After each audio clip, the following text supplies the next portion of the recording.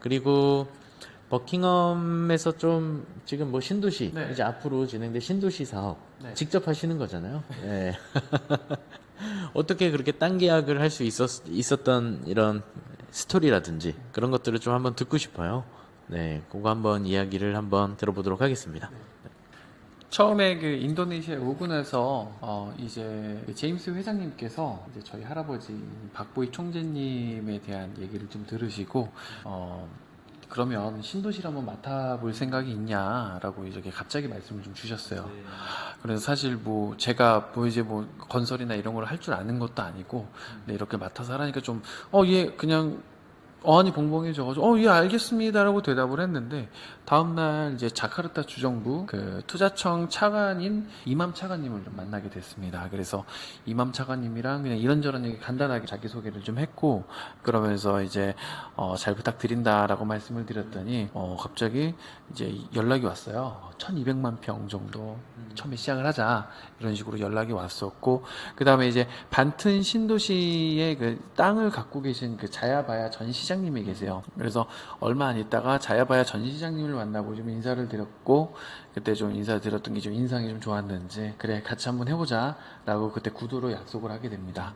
그렇게 해서 이제 1월 2월이 지나가고 3월 초가 지났죠. 그때 반튼시의 이제 시청에서 신도시 개발 관련된 MOU를 맺게 됩니다. 그때 이제 모든 계약서나 그런 것들은 다 끝나게 되었고 그래서 이제 약 20년간 이제 개발을 하기로 했어요. 그래서 최초 10년 동안은 1차 개발로 이제 720만 평 개발로 지금 진행을 하고 있고 그 다음에 이제 10년 뒤 나머지 땅을 어떻게 이제 쪼갤지, 쪼개서 할지 이제 그걸 결정하게 됩니다. 다음 달이면은 이제 자카르타 주정부에서 이제 계속 인허가가 나올 예정이고 용도 변경도 될 예정이니까 이제 그때부터는 저희가 이제 마스터 플랜에 맞춰서 뭔가를 진행을 한다든지 아니면 스노시드와 관련된 일들을 여러 가지를 할 수가 있어요.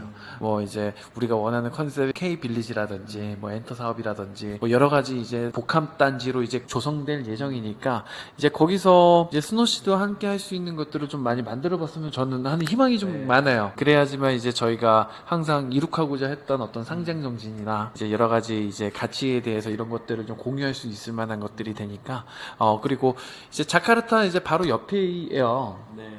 그래서 이제 접근성도 상당히 좋고요. 그리고 가장 큰 호재 중에 하나가 자카르타에서 이제 반튼시로 연결되는 고속도로가 있습니다. 그 위쪽으로 해서 신공항이 또 생겨요.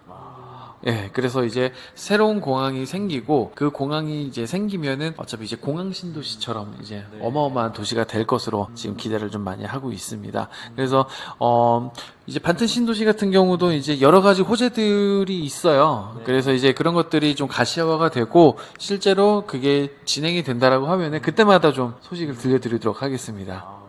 네, 좋습니다. 네. 그리고 한국 많은 기업들도 반튼시와 같이 하려고 도전을 네. 했던 걸로 알고 있어요. 네. 반튼 전 시장님이랑 만난 지 한두 달도 안 걸려서 계약을 따는 거잖아요. 네. 정말 대단한 것 같습니다. 왜 그 이유가 어떻다고 생각하는지 한번 들어보고 싶네요. 그게 이제 어떻게 보면은 저희 스노시드에서 그 생각하는 가치와 좀 저는 좀 일맥상통하는 부분이 좀 있다라고 생각하고 있습니다. 저희 그 선대께서는 항상 이제 좀 나라의 어떤 국가 발전에 대한 헌신, 그리고 대한민국에 대한 자부심, 이런 것들이 있어서 예술, 교육, 그리고 여러 가지 사업들을 펼치셨어요.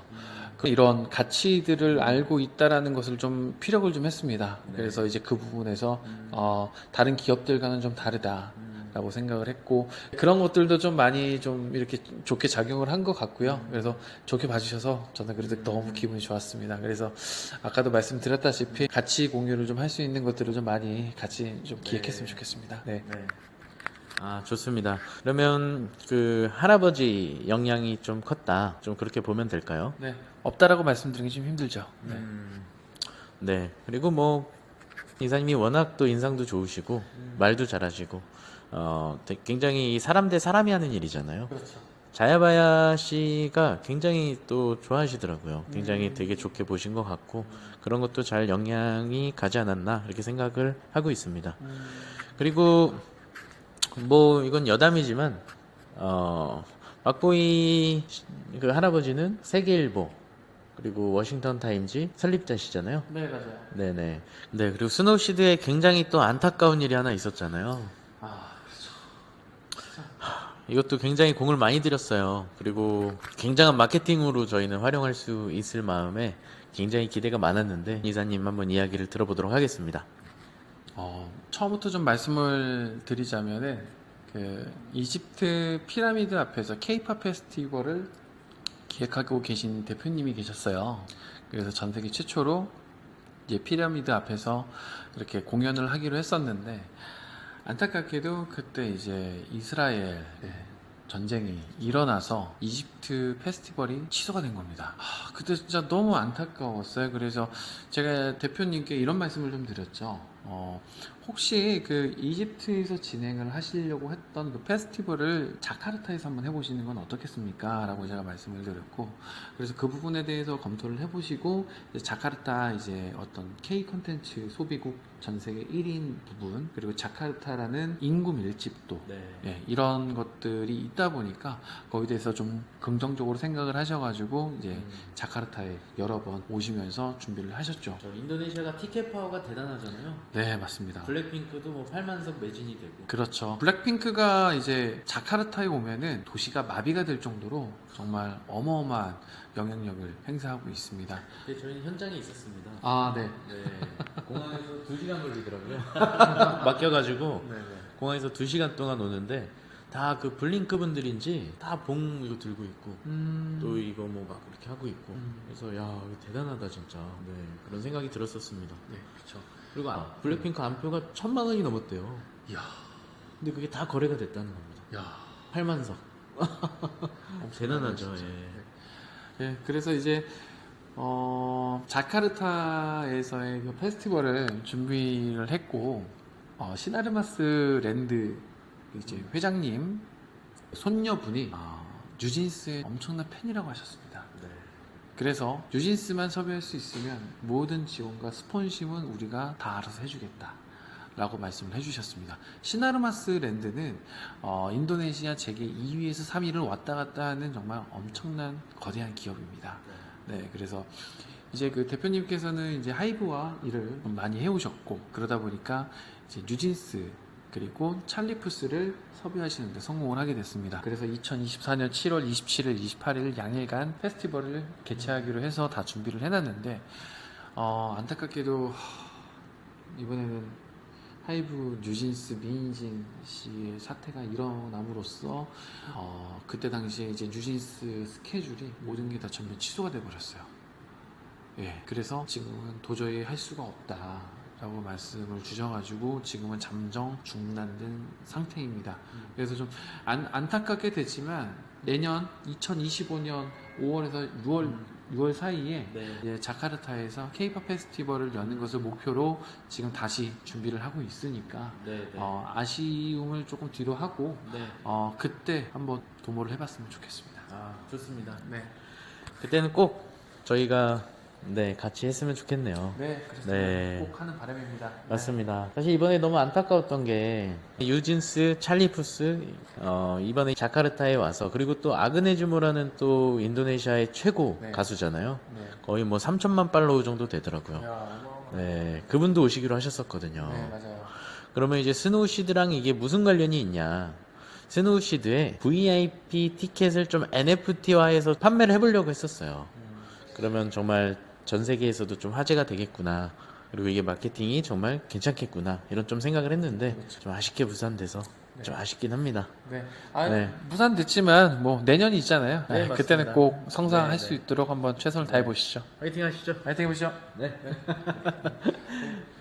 들어- 네, 마지막으로 인도네시아 상품들로 RWA NFT를 좀 상품화하고 있잖아요. 네. 네, 투자자분들 입장에선 인도네시아 좀 생소할 수도 있을 것 같아요. 그렇죠. 많이 생소할 수도 있을 것 같고 인도네시아가 정말 사업성이 있는가 이렇게 생각하실 수도 있잖아요. 그래서 그것에 대해서 저희가 인도네시아가 왜 대단한지 그리고 앞으로 어떤 가능성, 잠재력을 갖고 있는지 그것에 대해서 좀 이야기를 해볼까 합니다. 네, 우선 제가 먼저 좀 이야기를 해보자면 인도네시아는 일단 3억 명이라는 인구가 있죠. 굉장한 거죠. 뭐 전 세계 4위에 해당이 되고요. 그리고 저는 인도네시아가 대단하다고 생각하는 이유 중에 하나가 이 국민성입니다. 그리고 정말 뭔가 이 민주화가 되고 나서부터는 정말 그런 개발도상국으로서 선진국으로 가기 위한 엄청난 노력들을 하는 것 같아요. 이번에 G20만 봐도 굉장했잖아요. 자카르타에서 개최가 됐고, 게다가 동남아 유일하게 어떻게 보면 금융 자유화가 선언이 된 나라입니다. 사업을 해서 돈을 벌면 이것을 해외로 반출시킬 수 있는 얼마 안 되는 나라라는 거죠. 그렇죠. 베트남은 그게 안 되잖아요. 맞아요. 네, 공산국가다 보니까 한계가 좀 있었고 중국도 마찬가지고요. 근데 인도네시아는 달러든 위안화든 엔화든 다 해외로 가져갈 수 있어요. 세금만 잘 낸다면. 원화도 아마 올해 아니면 내년에 추진될 걸로 예상을 하고 있다라고 합니다. 게다가 골드만삭스에서 조사를 해보니까 지금 인도네시아가 그래도 못 사는 나라가 아니에요. 왜냐면 GDP가 17위에 해당됩니다. 네, 대한민국이 한 13위 정도 돼요. 네. 별로 차이가 안 나죠. 굉장한 겁니다. 동남아에선 제일 잘 사는 나라 중에 하나고요. 국방력도 1위고. GDP가 2038년 정도 되면은 8대 강국으로 올라온다고 합니다. 게다가 2050년 정도 되면 4대 강국으로 올라온다고 해요. 어마어마하네요. 어마어마합니다. 어떻게 보면 10년 정도 지나면 대한민국을 앞질릴 수도 있는 나라인 거죠. 그리고 굉장히 젊은 나라입니다. 평균 연령이 28살밖에 안 되는 굉장히 젊은 나라예요. 여기 쇼핑몰을 이렇게 거쳐서 아파트에 가다 보면은 항상 다 10대부터 20대 초반 이렇게 어린 친구들밖에 없어서 야, 한국하고는 굉장히 많이 비교가 되는구나 이런 느낌을 좀 많이 받았죠. 한국은 고령화 사회로 가고 있죠. 네, 인구도 줄어들고 있고. 네, 좀 안타깝습니다. 네. 그래서 저는 뭐 여러 가지 이유들이 있겠지만 앞으로 인도네시아는 굉장한 잠재력을 가진 몇 안 되는 나라다.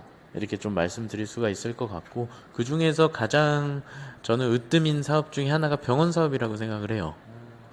원가도 사실 굉장히 낮고요. 수익은 굉장히 높고 대한민국은 또 병원 사업을 개인들이 할 수가 없잖아요. 근데 여기는 이제 영리법인이기 때문에 개인들이 이제 병원 사업을 할 수가 있고 또 저희는 정말 안항 회장님의 엄청난 스펙 덕분에 27개 라이센스를 받기가 어려운데도 불구하고 안항 회장님은 그걸 해내셨죠. 그래서 정말 아무나 할 수 없는 이 암센터, 암 전문 병원 사업 이것을 저희는 상품화에 성공을 한 겁니다. 네, 그래서 이 점 저는 굉장히 앞으로 이 웨이지 알랴 그리고 페어리스 피트리 이 병원 암 전문 병원 사업이 개원이 돼서 이제 정말 잘 돌아만 간다면 저는 엄청난 파장을 불러올 것 같아요. 네, 그리고 뭐 다양한 또 인도네시아 장점들이 또 있을 것 같아요. 한번 김재민 이사님부터 좀 한번 설명을 해주시겠습니까? 자, 제가 지금 생각하는 이 인도네시아의 장점이라고 하면은 원래 한국에서 대부분 기업들 그리고 해외에 있는 모든 기업들이 동남아 쪽에서는 이제 뭐 베트남이나 필리핀 이런 쪽에 좀 많이 들어가서 사업을 하고 했었는데 인도네시아로 지금 굉장히 많이 몰리는 걸로 알고 있어요. 워낙 이제 인구가 많고 노동력이 이제 워낙 좀 싸니까. 그리고 지금 뭐 세계 지도상으로 봐도 지금 인도네시아 자체가 무역의 중심지라고 좀 할 수 있을 것 같아요.